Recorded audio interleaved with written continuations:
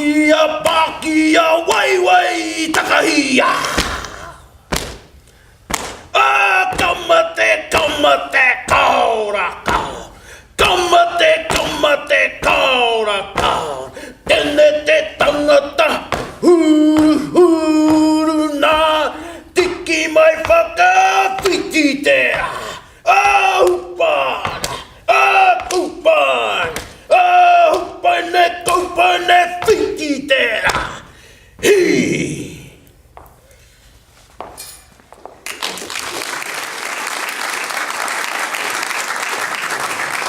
I must tell you, I'm both excited and challenged. Excited because tonight I get to talk about something I'm very passionate about, and that is success and abundance. I'm challenged because it's the last session of the night, and I've got 17 minutes to teach 100 North Queenslanders how to do the Māori haka. Because tonight there is a deep lesson that we can all learn from the principles and the story behind the kamate haka, and that's what we're going to learn tonight. The kamate haka, or the history of it, starts itself with the Marty Warrior called Te Paraha. He had a lot of enemies and he had a terrible upbringing. His father was killed and chopped into pieces and eaten. And he had enemies, I tell you. This Te Paraha was fleeing from his enemies who were coming to try and kill him. He went to a nearby village to try and find refuge from those who sought to kill him. He came to the chief and his wife and asked for refuge, and they hid him into a kumara pit, like a potato pit under the ground. They submerged him in soil and in potatoes, and over the top of them he had a cover over this. And the wife, she stood in front of that kumara pit and sought protection for him. The marauding enemies who surely wanted to come and slaughter him came to look for him, but he could not be found. The wife had hidden him away quite well. But it was during those moments in that pit that the famous kamate haka was formed. It is a story about life and death, and how wonderful it would have been when that enemy had walked away. How wonderful he would have felt to know that he would have had his life back again. Te Paraha, he formed this kamate haka as a metaphor for success in life, about how to draw yourself from a pit of terrors and to come out and attack the life or the future that he wanted. Now, unfortunately, this story of terrors and success, terrors within a pit, is all too common within the New Zealand Māori people. Young teenagers, 18 to 25 in New Zealand, have a terrible future ahead of them. New Zealand has the number 2 highest ranking for youth suicide in the world in young men, and number 3 in young women. Now you might be asking, why is this young Brisbane accounting professional here talking about suicide in youth? Well, it's true. I haven't experienced suicide myself or by anyone that I've known. But a friend of mine did recently try to take his own life in front of me. And it was these hands that stopped that blade or that shard of glass from going into his throat and taking that young man's life. Have you ever felt what it's like to hold the power of someone's life in your hands? Now, as a result of this, I experienced feelings of nausea and vertigo, and I spent weeks in bed not wanting to get out. In fact, I had started to consider some of the same considerations that this Te Paraha had thought. Kamate, kaura, will I live or will I die? That was the main predominant thought pattern going through my mind at the time. But research is showing, and this is what I discovered, is that one of the fastest ways out of depression is actually to help others. In fact, there's some studies coming out of North Carolina to show that there's certain activities such as writing a thank you note, or helping someone across the road, or getting their groceries for them, or even just having that feeling of gratitude in your heart is becoming one of the most effective non-drug treatments for depression, which is one of the leading causes of suicide. So in depression, really, you can help yourself by helping others. And so that's what I did. I put together a program, a community, a tribe of successful youth warriors. We called the community Ngāti Success. We needed to give some place, a location for these young Māori people and give them a reason to live life. Not just live and get by, but to live life with passion and enthusiasm and have a sense of abundance about the life they lived. And so the Life of Abundance and Success Warrior program, or the community that's live, enabled success warriors from all over Australia and the Pacific to come and share ideas that worked for them in their real world, real role models coming from our own culture. And in time, what happened is I invited one success warrior who I thought might be appropriate, who had been successful in one area. And by frequency and by attraction, she invited 3 others, and others came. And the movement is growing day by day. Now, the basis of this movement is, or the community, is based on a word called koha. Now, koha in our Māori language is about collaboration and contribution. Contributing to the table. If you ever go to a Kiwi's house, don't ever turn up empty-handed, or don't turn up with a box of chocolates. You turn up with a plate, you contribute to the table so that there will be abundance for all. And that is the exact concept that we do with Ngāti Success. We have success warriors from all over the place coming in and sharing their ideas for what works with them. Now, I could just tell you what some of these principles are and were that we share with each other that work in the Māori community. But in fact, I'd rather share with you the story of Kamate, and we're going to build our own success haka together tonight. So kamate, am I going to die? Am I going to die? Kaura, will I live? Will I live?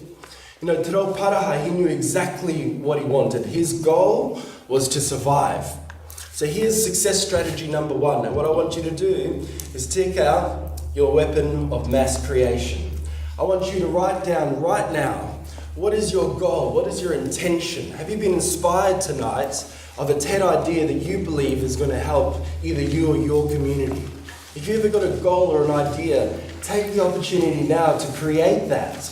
If you haven't been inspired as far enough to think exactly what your TED idea is, take your weapon of mass creation and write down something that you would benefit from personally if you were to start doing it now. Or write down something that you would benefit from personally, have that sense of abundance if you were to stop doing it right now. Now, if you're doing that or if you've done that, well, congratulations.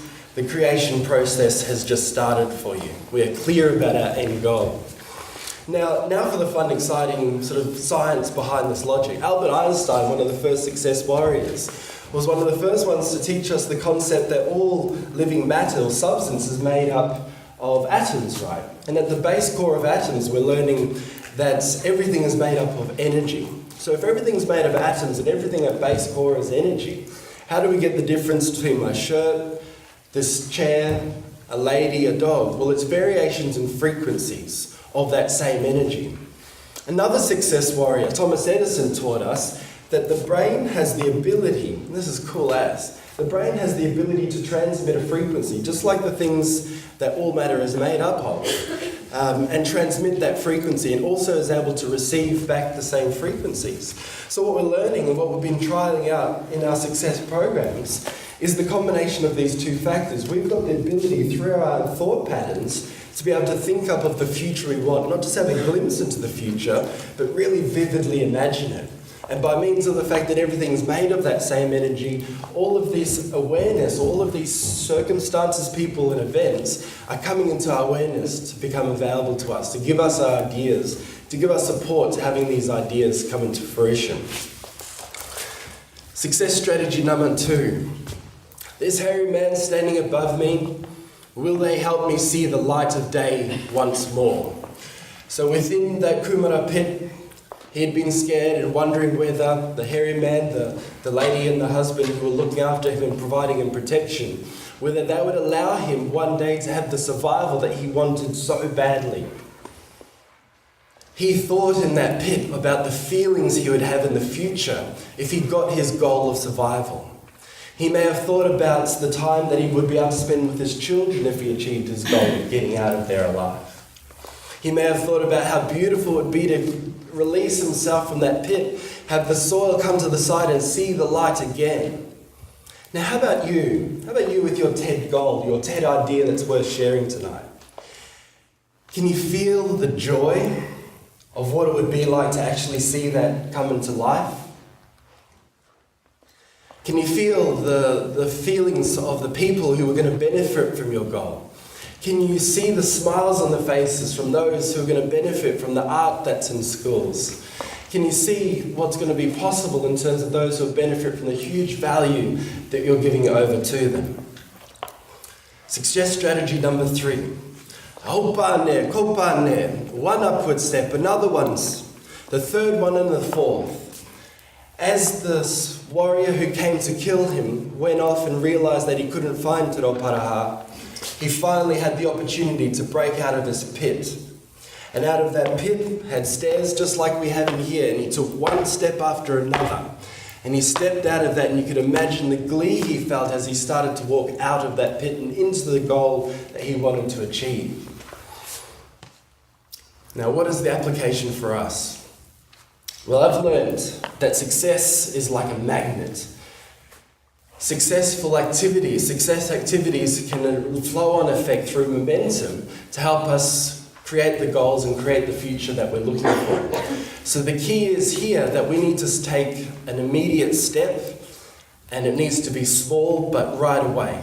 So right now, if you've got your goal, if you've got your TED idea in mind, take an immediate action that can be done right now. If you have to pull your phone out right now and Google something or text somebody, or if you have to reach over to the person next to you and say, I'm doing this. If you have to send an email to someone, that's exactly what you need to do right now.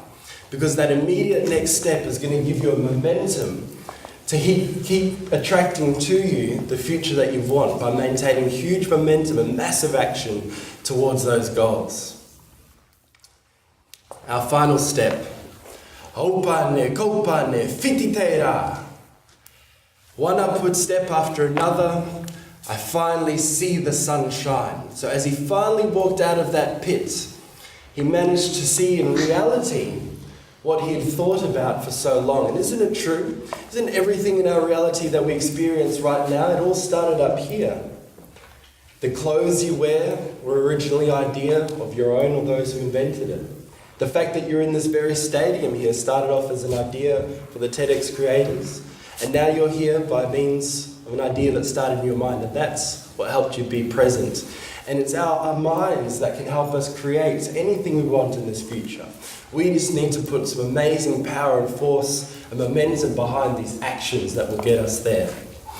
So let's think about it now. As he took those steps out of that pit, imagine how happy he would have been.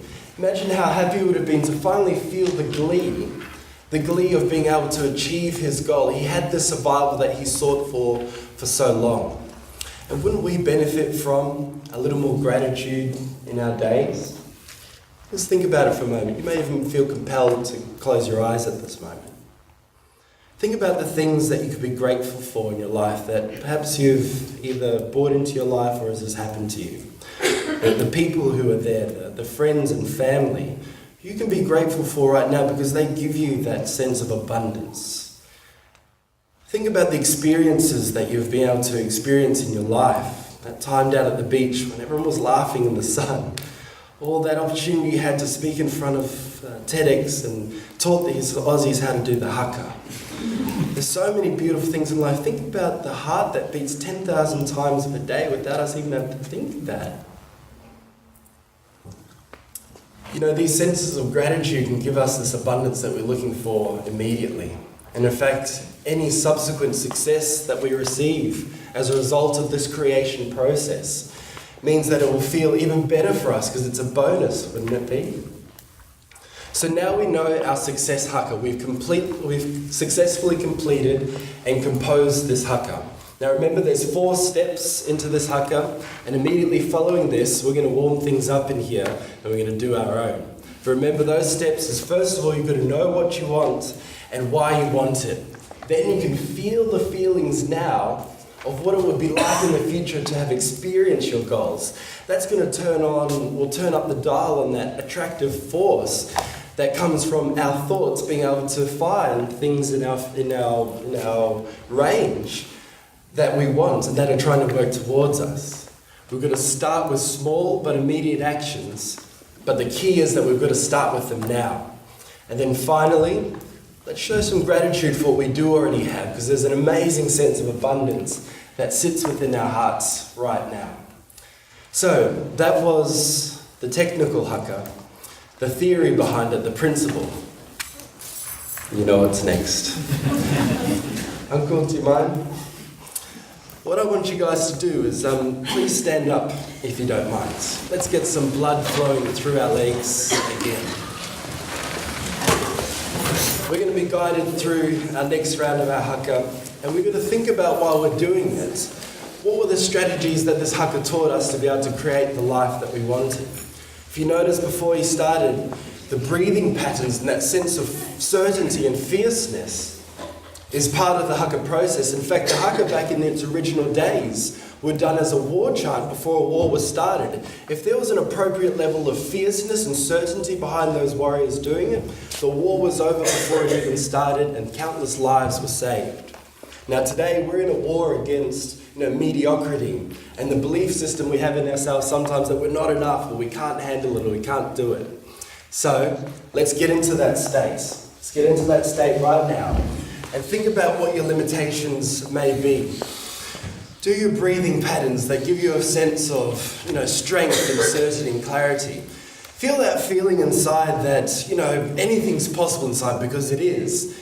And there's no limitations, and no one can say no to you, not any limitation within yourself or not what anyone can say to you. Now feel that feeling inside, and there's just 4 beats that we have to do all the way through. He'll take us through the rest and we can recognize and appreciate the power that comes before it. There's 4 things we need to do. There's legs and hands. Just need to connect the 2 4 times over. So let's try it. Just once, we just do 1, 2, 3, 4, and then stop. So it'd be... That's it. That's all you have to do. You're partway through the haka. So let's get into that state, get into that momentum. I'll get them to start off and you can take it home for us. And once we're finished, I'm going to tell you what the overall principle is for us. And by the way, before we start this, the last success strategy, this is an opportunity for us to get a bonus strategy here, is the Mastermind Principle. Can you feel the energy in the room right now, the intention of the other people here?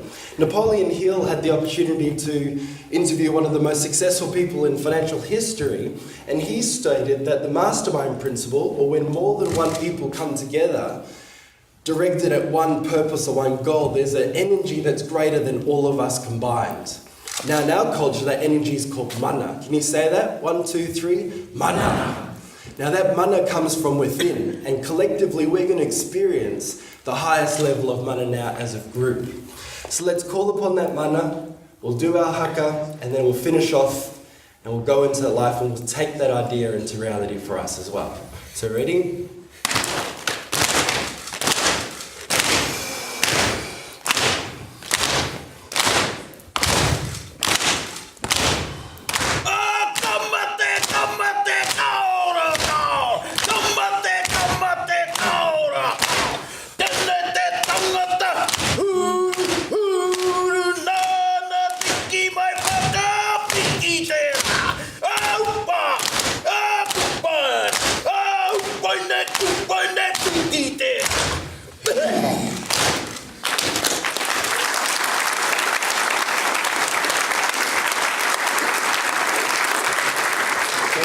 Sense that feeling inside them of they've got greater power than they had this time 17 minutes ago.